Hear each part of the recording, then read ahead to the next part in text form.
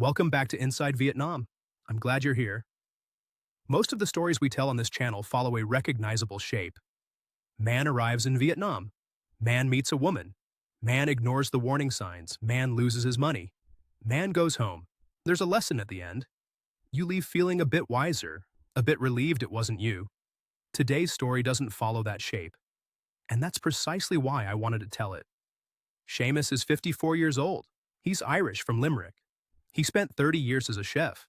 Proper kitchens, hotel service, the kind of work that takes something out of you every single day. He is not a naive man. He is not a romantic.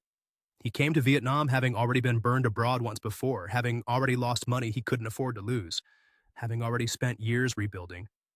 He came here with his eyes open, and he made a list, and he still ended up somewhere he didn't expect to be. This one's going to sit with you differently than most. Because the question it asks isn't, how did he miss the warning signs? He didn't miss them. The question is something harder than that, and I'll let him explain it himself. Here's his story in his own words. Right. So, where do I start? 30 years in kitchens. That's the thing you need to understand first, I think, because it shapes everything else. Not in a dramatic way. It's not like I'm going to tell you the kitchen made me hard or gave me some profound wisdom about life. It's more that it just took up all the space. Split shifts, late nights, weekends, bank holidays. You're in service. You work when everyone else is celebrating. Christmas dinner. You're not having it. You're cooking 400 of them. You get good at the work and the work is your life, and for a long time that seems like enough. I was head chef and kitchen manager at the Riverside Park Hotel in Limerick. Before that, I'd done a stint at a place in Galway, years in Dublin when I was younger, a few months in London that I don't talk about because London doesn't deserve the time. The Riverside was where I landed properly. 15 years. I knew every corner of that kitchen. I knew which oven ran hot on the left side, and which prep cook you couldn't trust with a sharp knife, and when to push, and when to leave people alone. On that knowledge, all of it. And then COVID comes along. And the group that owns the hotel decides in late 2021 that they're restructuring, and that restructuring means the Riverside is closing. And I'm getting a redundancy check and a handshake. And that's that. 53 years old, which isn't old. But it isn't young either, not when the only thing you know how to do is run a kitchen. And there are no kitchens running. I had my check. About 95,000 euros all told between that and savings, from years of not spending money because I was always working and had nowhere to spend it. Modest pension from the hotel scheme, not rich. Comfortable enough if I was careful. But the apartment in Limerick I was renting, always had rented. Never got around to buying when it made sense. The apartment just echoed. That's the only word for it. And I'd cook dinner for myself and eat it in silence. And the silence was a different kind of noise than I was used to. I should say something about Bangkok because it's relevant and it'll come up again, and I'd rather address it directly than have it hanging there. I spent 5 years in Thailand. This was before Vietnam, a different attempt at a different life. Met a woman there, Noi her name was. Got involved in a way I'd now describe as comprehensively stupid. Apartment in her name. Restaurant venture with her and a business partner she'd introduced me to. 5 years of my life and most of what I'd saved before the redundancy.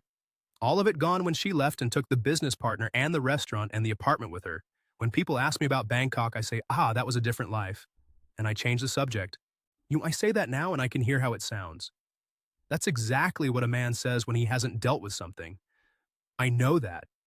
I said it anyway for years because the alternative was to actually sit with it, and sitting with it was worse than the phrase. So, 53, Limerick. An apartment that echoed. Bangkok in the cabinet I keep locked. I want to be clear that I was not a broken man at this point. That's not the story. I was a practical man in an uncomfortable situation, which is different. I'd rebuilt once after Bangkok and I could do it again. What I felt, if I'm honest, was less despair and more a kind of blankness. Like I'd been running on a treadmill for 30 years and someone had just switched it off. Not painful exactly, just very, very still. I started making a list. This sounds small, but it mattered to me. But the reason Bangkok had gone the way it had was I'd decided, because I'd gone in without thinking it through. Naive about how things worked, naive about money and property, naive about who to trust.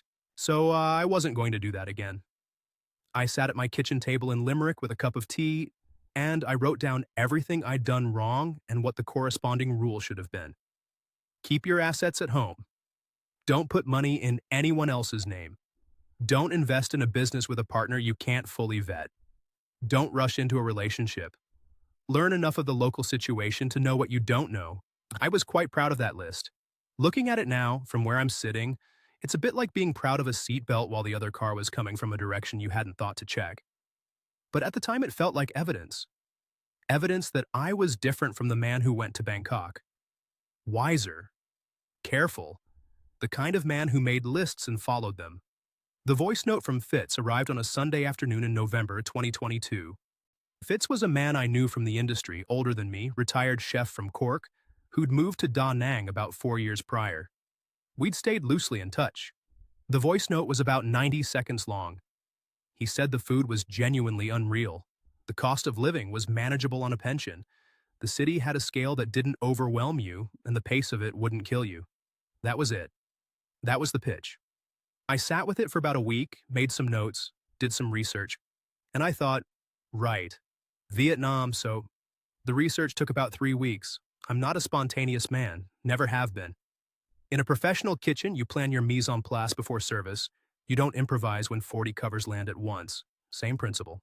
I sat with my laptop at the kitchen table in Limerick every evening after dinner, and I went through it methodically. I'd Portugal first because everyone was going to Portugal. Too expensive, increasingly. The golden visa situation was a mess. Malaysia had come up on a few forums.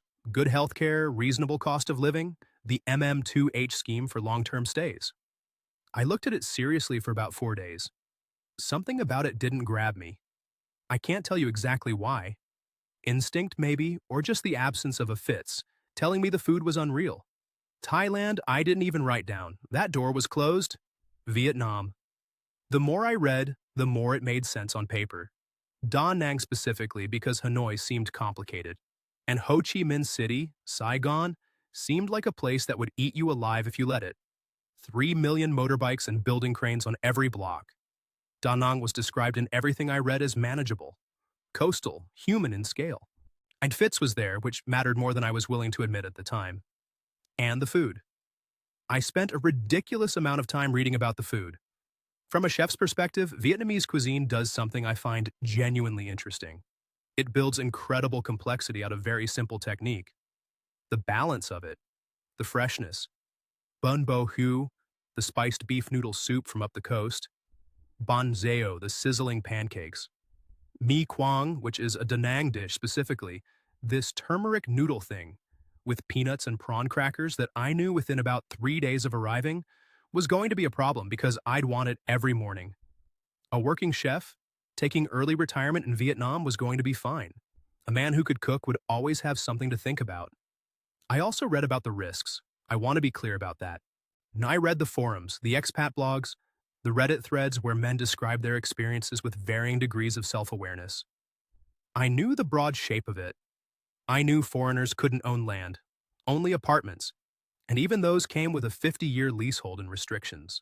I knew about the family obligation dynamics, the way a Vietnamese partner's financial commitments to her family could expand to include a foreign husband in ways that weren't always made explicit. I knew about the visa complications, the tourist visa runs to Cambodia that may or may not work, the business visa requirements. I had read all of this. I was informed. I add this not to make myself sound clever because obviously the story doesn't end with me sitting here telling you how clever I was. I add it because it's the relevant part. The checklist one wrote in Limerick was written by a man who'd done his homework. Keep your assets at home. Don't put money in anyone else's name. Don't invest in a business.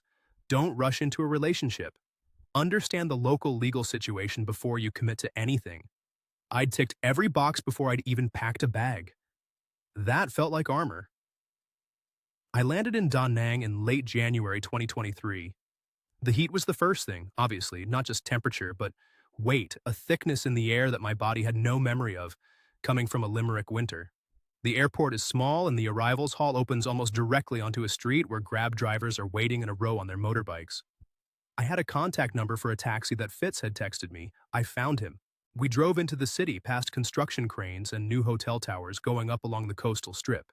The Han River flat and brown on one side, and the whole thing felt, I don't know, new. Which sounds obvious but isn't the right word exactly. More like unlived in. By me, I mean. A place where I hadn't yet done anything wrong. I'd found the apartment through a Facebook group before I left Limerick.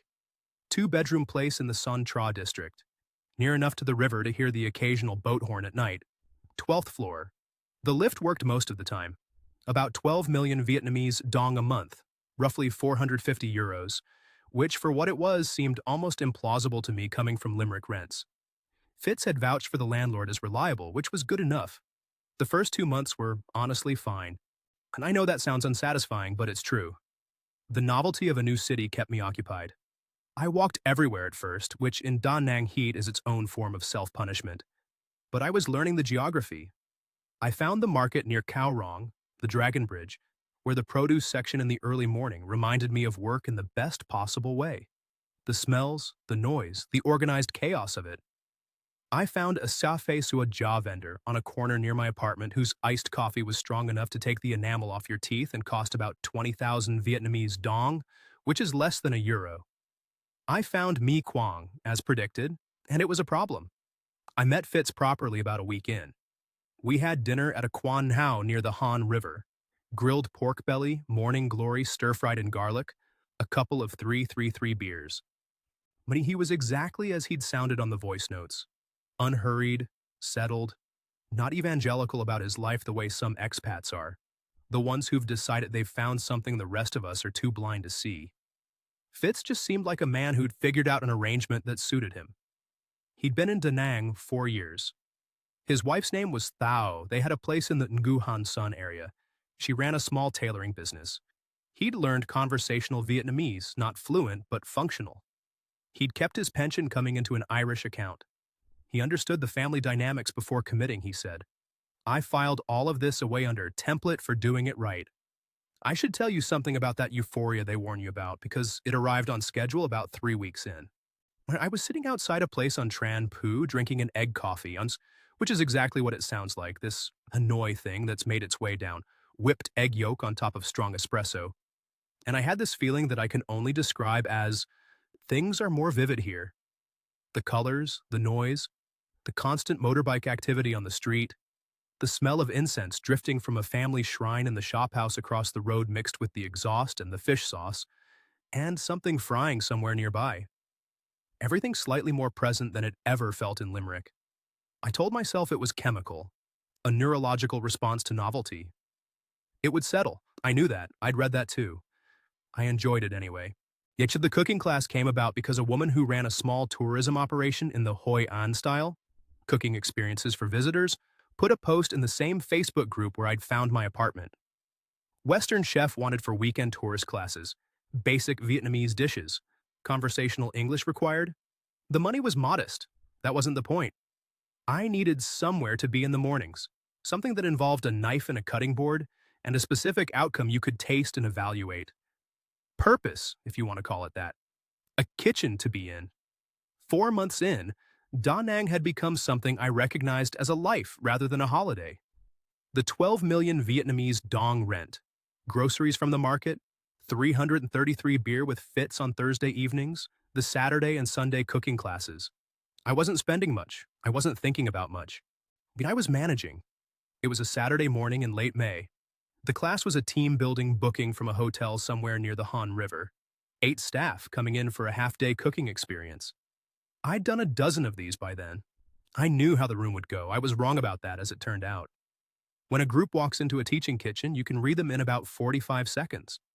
I'd been doing it for 30 years in professional settings and another 4 months in the tourist class context, and it's always the same.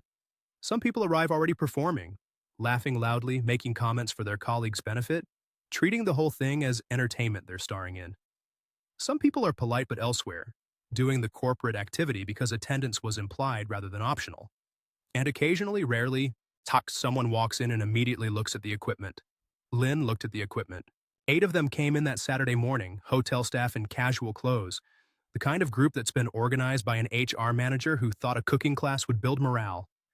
Most of them I'd categorize by the time they'd found their stations. There was a young man near the back who was already filming himself on his phone. Two women near the front who were friends and were going to spend most of the class talking to each other. Standard. Fine. I've worked with worse. Lynn was toward the middle. 31 I'd find out later, though I wouldn't have guessed it exactly. She had one of those faces that doesn't give you a decade easily. She came in, found her station, and her eyes went immediately to the mise en place I'd laid out. The fish sauce, the lime, the fresh herbs, the chilies are the particular configuration of a Vietnamese dipping sauce setup. Not at me, at the work. I was demonstrating the knife technique for the chili, the specific way you can control the heat level depending on how much of the pith you include. And she was watching my hands rather than my face, which almost nobody does. Then she asked in good English whether the ratio of fish sauce to lime in the nuoc cham I was building was fixed, or whether it varied with the quality of the fish sauce, which is a real question. That's a question a person asks because they actually cook, because they've noticed that cheap fish sauce and expensive fish sauce behave differently in a dipping sauce, and they want to understand the principle rather than just follow the number. I stopped and answered her properly, explained that it does vary, that the salinity differs between brands and aging, that you're always calibrating to taste rather than to a fixed ratio, and the recipe is a starting point, not a destination.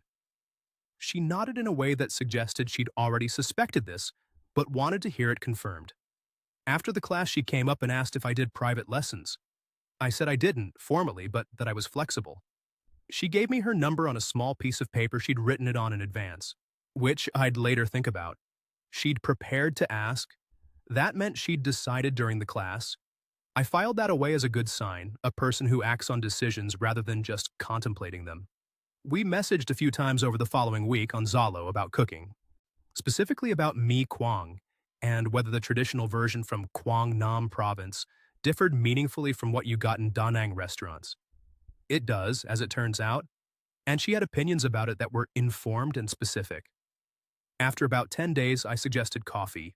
She suggested a place near her hotel, a small cafe on Les Douanes she described as having good beans and no air conditioning, which in Da Nang heat is a choice that signals something about a person.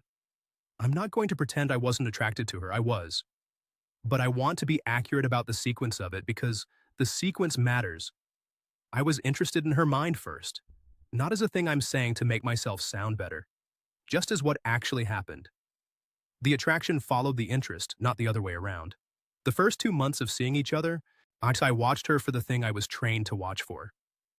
Bangkok had given me a very specific sensor, and the sensor was essentially this. Does she ask for things? Not big things necessarily.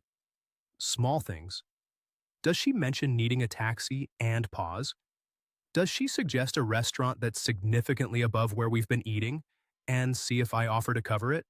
Does she accept gifts easily? In Thailand, the requests had started small and invisibly, the way water finds the lowest point without appearing to move. Lynn didn't ask for things. She paid for coffee when we had coffee. The one time, about 6 weeks in, when I saw a dress in a shop window near the Han River Market and said something about it suiting her, she looked at it and said something that I've thought about a lot since, that she'd rather buy things herself because then they were actually hers. Not a performance of independence, more like a statement of fact about how she organized her self-respect. She also told me when I was wrong. This sounds small, and isn't. She corrected my Vietnamese pronunciation regularly and without embarrassment. About 5 weeks in, I attempted to order a second coffee and apparently told the cafe owner I wanted to marry a water buffalo. And she waited until we were back on the street to explain what I'd actually said, at which point she laughed genuinely for about 30 seconds. I hadn't heard her laugh like that before. It was good. She was direct. Not aggressive, not blunt in a way that was about performance either.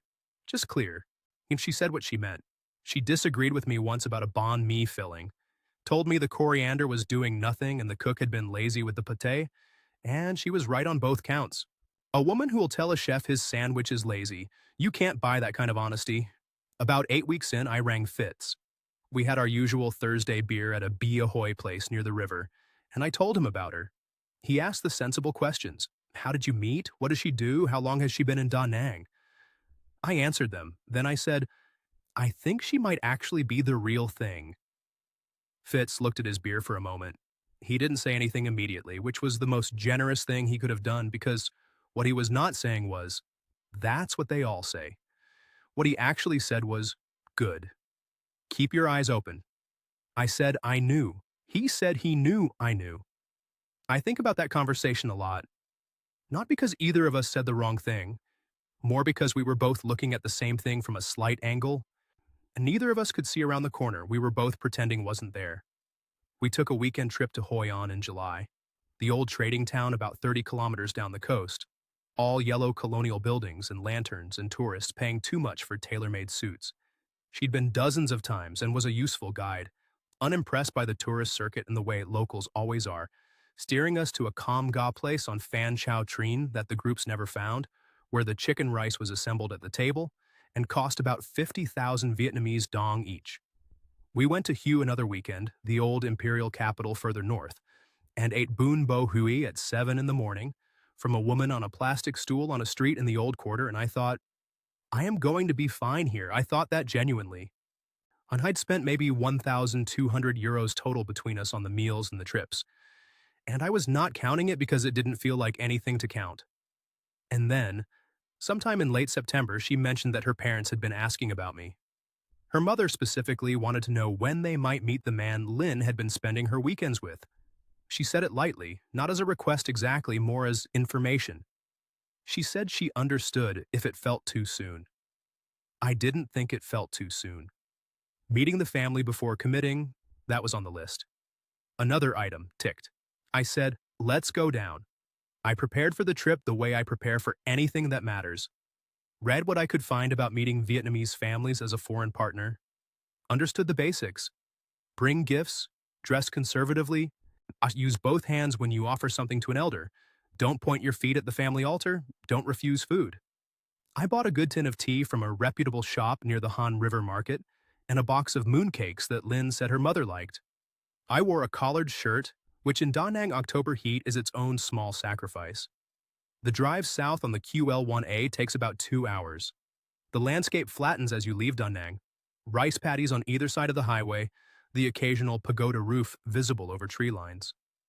Quang Ngai City is smaller than I'd imagined. Not a village, a proper provincial city with traffic and markets and a central square, but quieter than Da Nang in the specific way that places are quieter when there's less money moving through them. Lynn got quieter as we got closer. Not tense exactly, concentrated. She was managing something I'd understand later, though at the time I read it as nerves, which felt normal. The house was on a side street off one of the main roads, a narrow hem. 2 stories painted a pale yellow that had been vivid once, concrete rendered over brick. A small tiled area outside the front door where shoes were lined up in a row.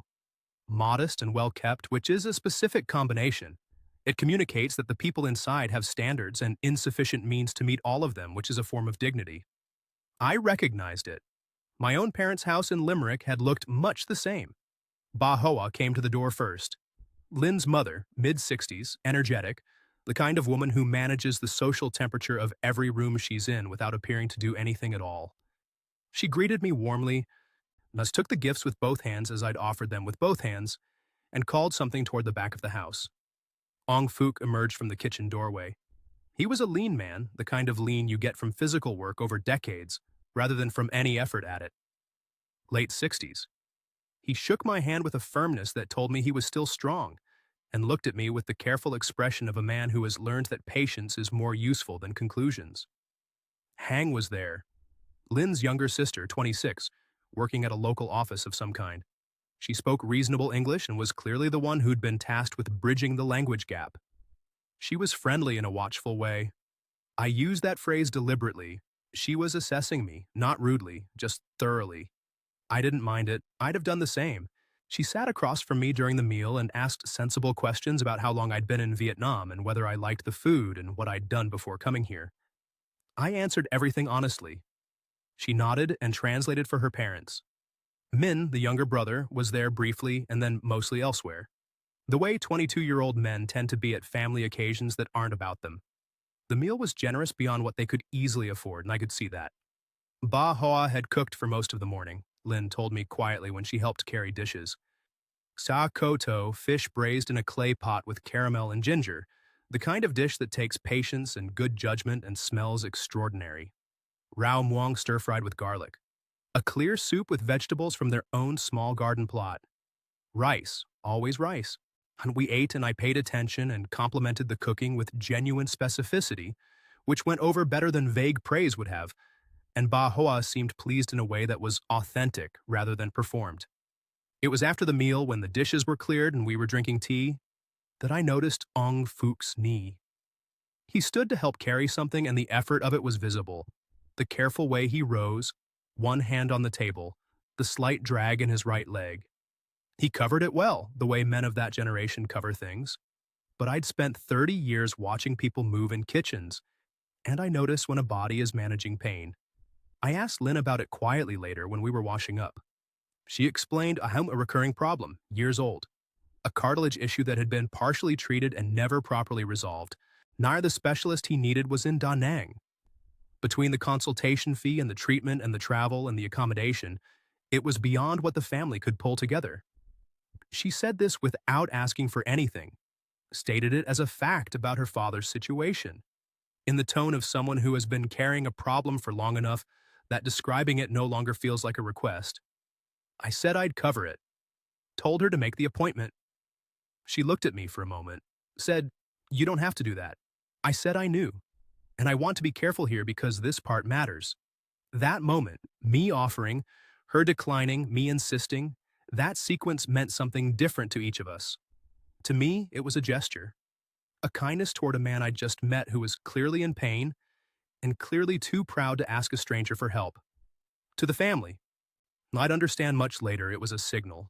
A man who offers medical costs without being asked is a man who has grasped the situation, who has, in the language of what was expected, understood his role. I didn't know there was a role. I thought I was just being decent. The specialist consultation and the initial treatment came to 12 million Vietnamese dong, roughly 450 euros. I transferred it to Lynn's account before the end of the week. She cried quietly in the car on the way back to Da Nang. I found this more moving than I probably should have, because I'd spent a long time in Asia watching tears as social instruments. And here was a person crying without anyone watching who was supposed to be watching. That's the part one keep returning to. She didn't cry in front of her family. She cried in a car, facing away from me, and when there was nothing to perform for. I still don't know what to do with that. The next 5 months had a pattern that I could describe now in a sentence but could not see at the time. Min's delivery motorbike needed a repair that he couldn't afford. 4 million Vietnamese dong, about 150 euros, and without it, he'd lose the job. Ba Hoa's blood pressure medication at the private clinic was 2.5 million Vietnamese dong a month, roughly 95 euros, and the public option was harder to access from their location. Each thing came through Lynn with visible reluctance, always prefaced by, "It's not your problem," which I've thought about since as a phrase doing very specific work. It kept me in the position of choosing to help rather than being asked. I kept choosing. Then the land title. The family had a small plot of agricultural land outside the city. It had been in the family for years, but the legal title, the Sojo the Vietnamese call their Red Book, had never been properly formalized. A bureaucratic process, Lynn explained, fees to the local land office, a surveyor, a lawyer to navigate the paperwork. The family had no savings to cover it. The total came to 45 million Vietnamese dong, 1,700 euros. There was one moment during this process where I looked at the documents Lynn showed me and noticed a name I didn't recognize listed as a beneficiary. "A cousin," she said when I asked. "Family arrangements, complicated. Nothing for me to worry about. I didn't push."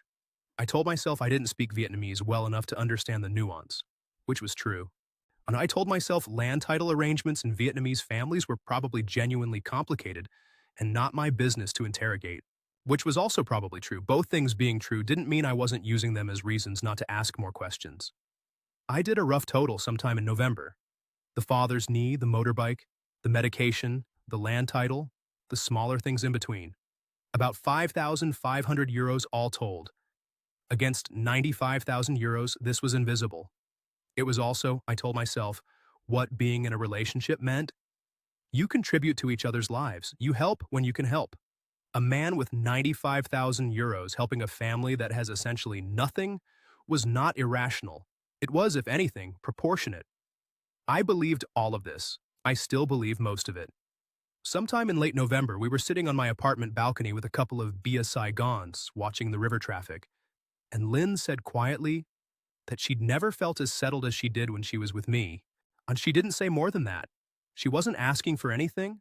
She was just stating it. As a fact, the way she stated most things. I looked at the Han River and thought about the ring I'd noticed in a jeweler's window on Tran Pu 3 weeks earlier, and had walked past without stopping, and then walked past again, and then looked up the shop's opening hours. My checklist covered everything up to and including the moment of meeting someone. It had nothing to say about what came after. The proposal was at a seafood restaurant near My Cay Beach that I'd eaten at a dozen times and trusted. Not fancy, just reliably good. Grilled prawns, steamed clams with lemongrass, a whole fish in a clay pot, 2 tiger beers each. I'd bought the ring 3 days earlier. Modest white gold band with a small stone. Each from the jeweler on Tran Phu I'd clocked on 2 separate walks past. 1,100 euros. I wasn't trying to perform extravagance, and I'd been with Lynn long enough to know she'd have found extravagance slightly embarrassing. I asked over the clams. No speech. Just the question and the ring box on the table. She picked it up and looked at it for a long moment. And then her face did something I can't fully describe. Not an expression you perform for a moment, more a shift in the architecture of it, a settling. She said yes in the same quiet way she said most things. No theater, just yes. I'd have preferred the theater, frankly. Would have been easier to read. The congratulations from her family came through on Zalo that same night. Ba Hoa sending a string of messages that Lynn translated as essentially, "Wonderful, we are so happy, when is the wedding?" I noted the speed of it, news travels fast in close families, and didn't think much more about it than that. Over the following weeks, though, I started to feel a change in the atmospheric pressure. Not anything stated. More a gradual recalibration of what was expected, the way a kitchen shifts from prep service to full service, same room, different energy. A comment from Ba Hoa on a video call relayed by Lynn. The house would need to look right for the wedding photos. The exterior paint was tired. The tiled floor in the main room was cracked. An uncle I'd never met, a brother of Ong Fook who'd apparently been consulted, conveyed through Lynn that the ceremony needed to reflect well on both families. The phrase both families was doing a lot of lifting in these conversations. I was being included in something. The parameters of that inclusion were not being explained to me. I went to Fitz. We were at his place in Nungu Han Son, on his balcony with a couple of 333s, watching the light go off the marble mountains in the distance. I laid it out, the engagement, the family comments about the house, the uncle's observation about the ceremony, the general sense that a financial landscape was forming around me that I hadn't been consulted about designing. I said, "Tell me what I'm dealing with." Fitz was quiet for a moment. Then he explained the Dian. Face. Not in the vague way you read about it in expat forums. In specific, practical terms. A Vietnamese family whose eldest daughter marries a Thai is elevated in the eyes of their community. The reverse is also true and more dangerous. If the wedding looks like the foreign husband didn't provide properly, and if the ceremony is thin, if the parents' house looks poor in the wedding photos that will circulate among everyone the family knows, the embarrassment is catastrophic and lasting. It's not vanity. It's social architecture. It's how the family will be seen for years. Fitz said it plainly. The renovation of the house would be expected. The majority of the wedding costs would be expected to come from my side. The question wasn't whether to engage with this system. I'd already engaged with it by proposing, but whether I understood it and had any leverage to negotiate the scale of it. I asked why he hadn't mentioned this before. He said he assumed I'd read about it. I said I had. In the abstract. He said, the abstract and the specific are different rooms. And that, I'm afraid, is exactly right and exactly too late to be useful. The house renovation in Quang Ngai came to 180 million Vietnamese dong, approximately 6,800 euros. I paid it. I told myself it was a one-time expenditure, that once the house was done, the landscape would stabilize. I also told myself the house genuinely needed the work, which was also true. Both things were true.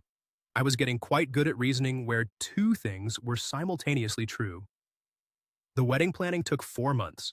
The ceremony was in Kwanghungai, Lynn's family home, her community, the place where the occasion had meaning. I had no family there, obviously, and organizing anyone to fly from Ireland was more complication than the situation called for. Fitz came, that was the Irish contingent. 95 million Vietnamese dong for the celebration, about 3,600 euros, the majority of which I covered because that was, as I now understood, what was expected. A large meal, extended family filling every available space, formal rituals I'd researched and navigated without disgracing myself. I shook a great many hands. I ate a great deal of food. There was baijiu at some point, I think, or something similar that Fitz and I both survived without embarrassing anyone. 2 weeks before the wedding, a new item appeared. An uncle, different uncle, a maternal one, had a medical debt that the family felt could not be left unresolved while a celebration was taking place. The debt was 30 million Vietnamese dong, roughly 1,150 euros. The framing was that it was a matter of family honor. That beginning a marriage with this outstanding was not the right way to start.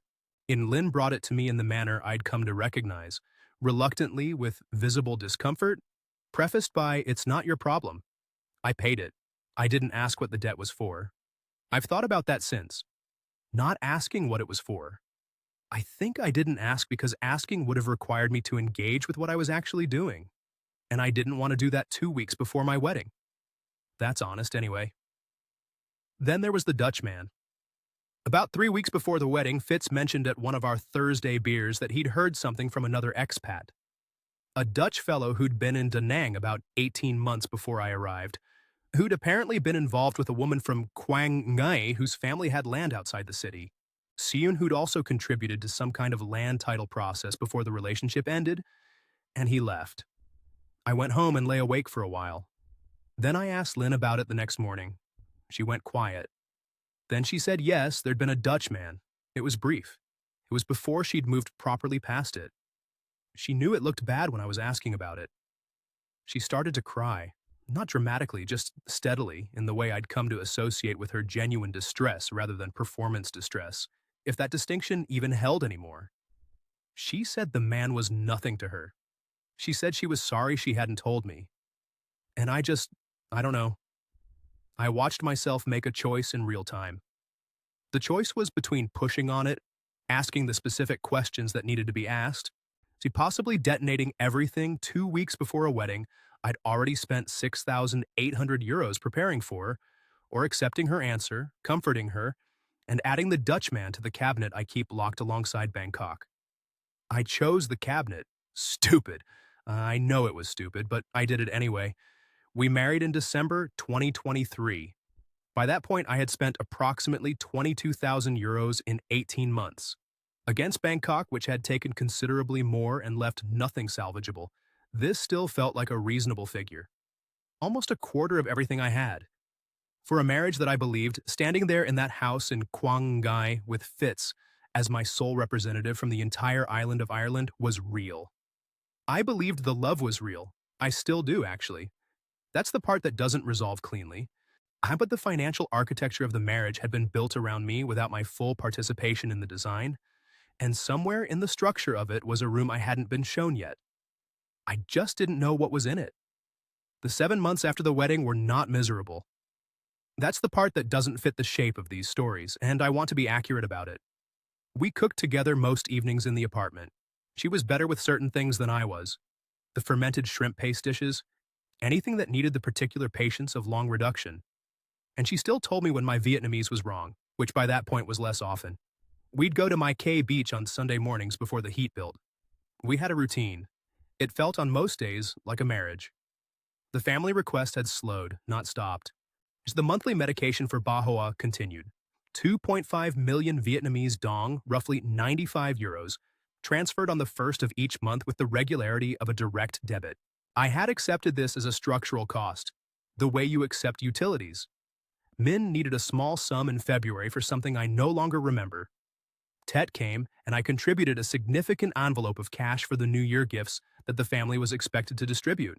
That was another 20 million Vietnamese dong, about 750 euros. Normal, I was told. Expected. I'd read about TED obligations. I paid it.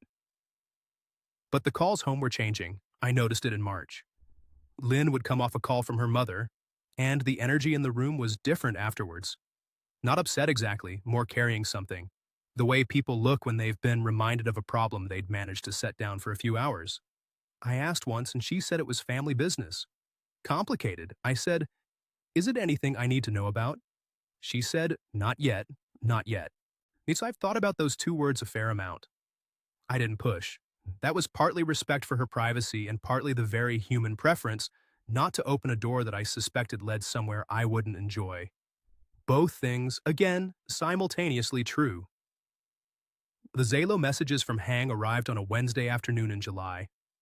I was sitting at the kitchen table with a café suaja, the fan going, watching a construction crane move on the far side of the river. My phone started showing notifications. Zalo, Hang's name. Message after message coming in over the course of maybe 20 minutes. She was at work, clearly had typed this on her phone. The Vietnamese and English mixed together in the way people write when they're angry and not particularly thinking about presentation. And I got Google Translate open and started working through it in real time.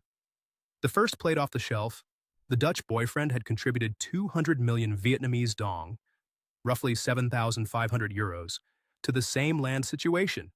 Not a contribution to a different property. The same land. The same title process I'd paid 45 million Vietnamese dong to formalize. He'd paid for far more of it before he left, before I arrived. I put the phone down and looked at the crane for a while. The second plate, it wasn't the first time. There had been another man in 2018. A British man, Hang wrote, shorter involvement, less money but the same structure, the same land, the same family need presented in the same way. The third plate, Lynn knew. She knew about the Dutch man's contribution when I'd asked her about him 3 weeks before our wedding. So how when she'd cried and said he was nothing to her, and she was sorry she hadn't told me. She had not told me the specifically relevant part, which was that he'd paid substantially into the same land title I was separately paying to formalize. The fourth plate, and this one took me a moment to process. The renovation, the wedding, the uncle's debt. These were not the end point.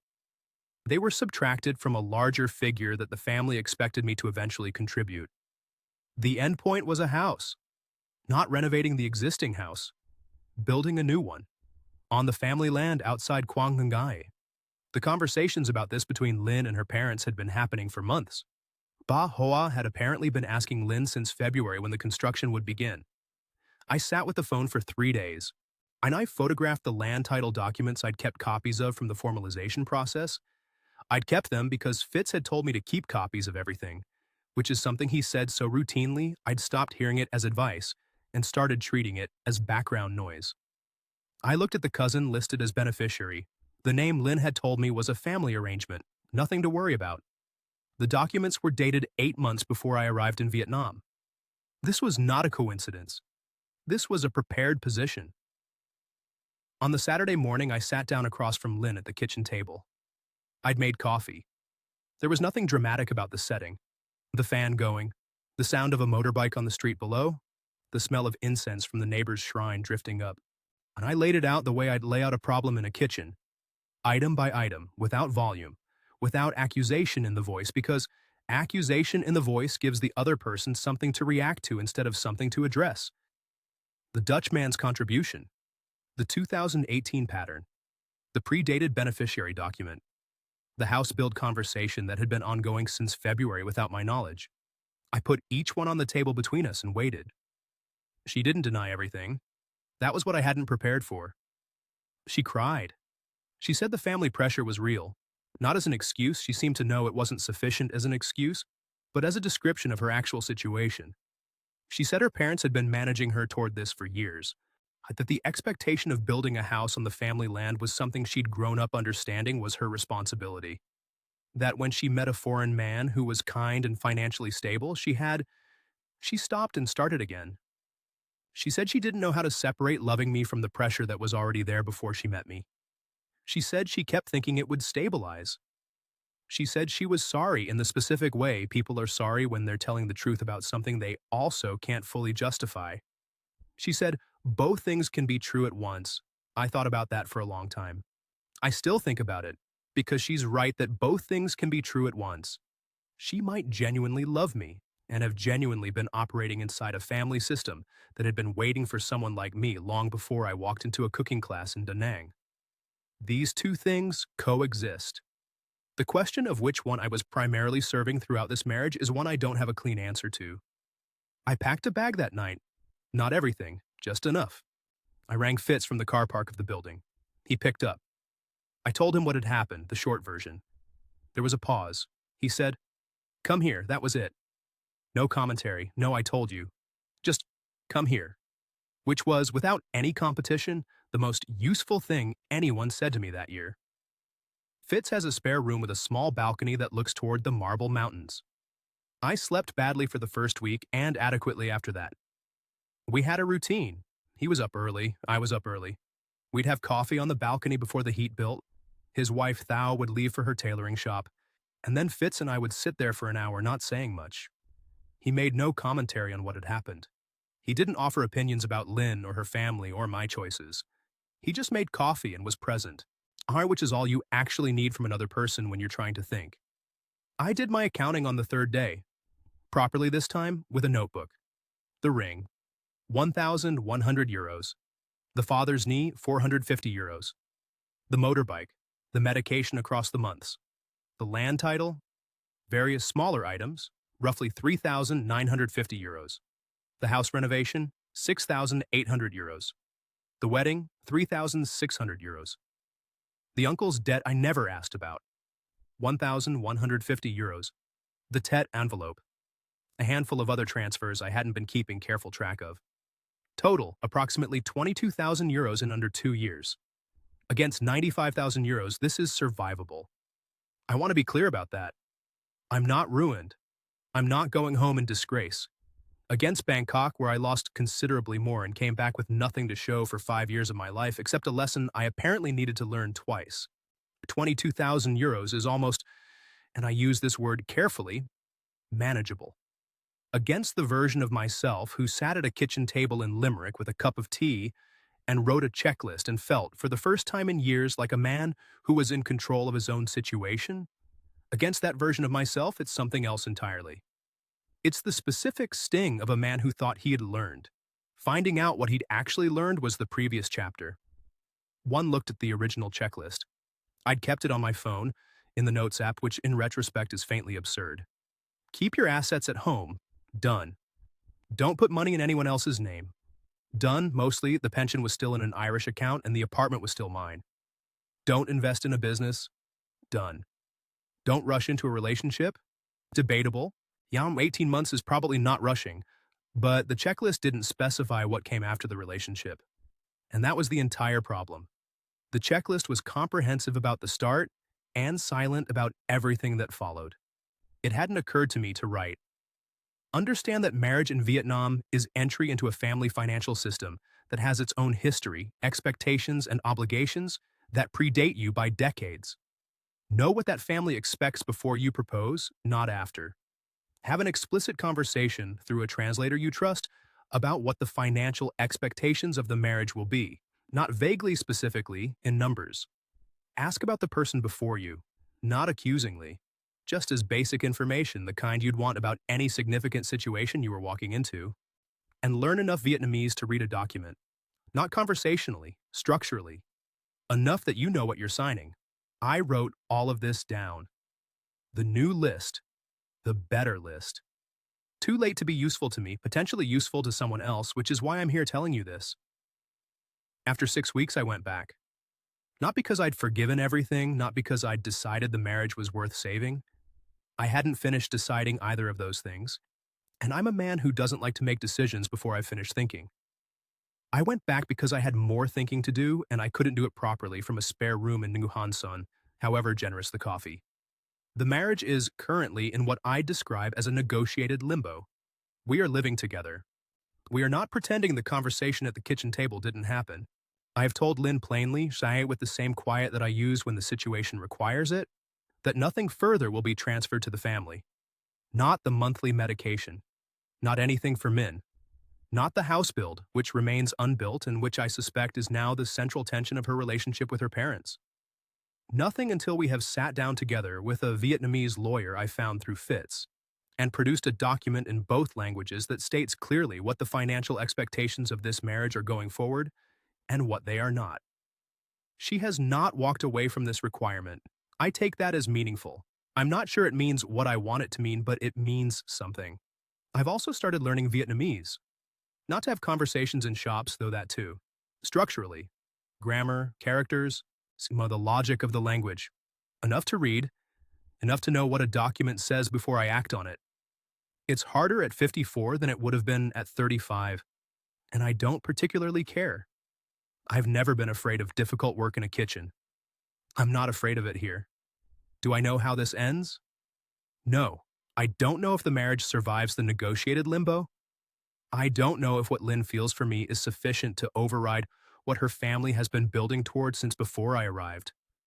I don't know if she is more victim or architect of what happened. My honest assessment is that she is genuinely both, and that the difficulty of that, the fact that it doesn't resolve into a clean story, is the thing I keep returning to at 4 in the morning when the fan is going and the city is finally quiet. What I can tell you is this, and I'm telling you as a man rather than as a lesson. If you are thinking about marrying a Vietnamese woman, or you're already in a relationship that is moving in that direction, before you propose, have a specific conversation about the family financial expectations. Not a vague one, a specific one. Use a translator you found independently, not one the family recommended. Ask what the family expects from the husband in terms of ongoing support. Ask about the history of the property or land situation if there is one. Ask about anyone who came before you, not as an accusation, as information. A person who reacts badly to this question is telling you something more useful than the answer would have been. And understand, genuinely understand, not abstractly, that Vietnamese family obligation is not a manipulation invented to extract money from foreigners. It is a real, ancient, structural system of care. Lynn's obligation to her parents is genuine. The pressure she feels as the eldest daughter is genuine. The fact that she channeled that pressure through me without my full knowledge or consent is also real, and that's the part that's on her. But the underlying system was real before I arrived, and will continue after I leave. You are not marrying a woman. You are joining a family that already has a financial architecture. The question is whether you understand what you're joining before you commit to it. I wish someone had said that to me plainly, in a spare room in Nguyen Son over a second cup of coffee before I'd spent 22,000 euros learning it myself. Anyway, that's my story. On make of it what you will. That's where we leave Sheamus for today, here on Inside Vietnam. Still in Da Nang. Still in the marriage, just still at the kitchen table, working it out. I want to say something directly to anyone watching this who thinks they'd have handled it better. Sheamus came here informed. He'd read the forums, understood the legal landscape, survived Bangkok, and made a list. He was not a naive man who stumbled into obvious traps. He was a careful man who got caught by things his list didn't cover, and the gap between what he knew and what he needed to know is where 22,000 euros went. Two practical things to take from this. First, family obligation in Vietnamese marriage is culturally real and socially enforced. It is not legally enforceable against a foreign national, but the social pressure on your partner is genuine and will not simply stop because you are uncomfortable with it. If you cannot accept some level of family support as a structural feature of the marriage, you need to know that before you propose, not after. Second, before any engagement, have an explicit conversation through a neutral, independently chosen translator about what the family's financial expectations are. Not in general terms, in specific numbers. This conversation is not romantic, it is necessary. The men who skip it are the ones who end up in spare rooms, doing their accounting in notebooks. Vietnam is a remarkable country to live in. Vietnamese families are, in the main, people who love their children and are trying to manage impossible circumstances with whatever resources they have available. The story Sheamus told isn't a story about bad people.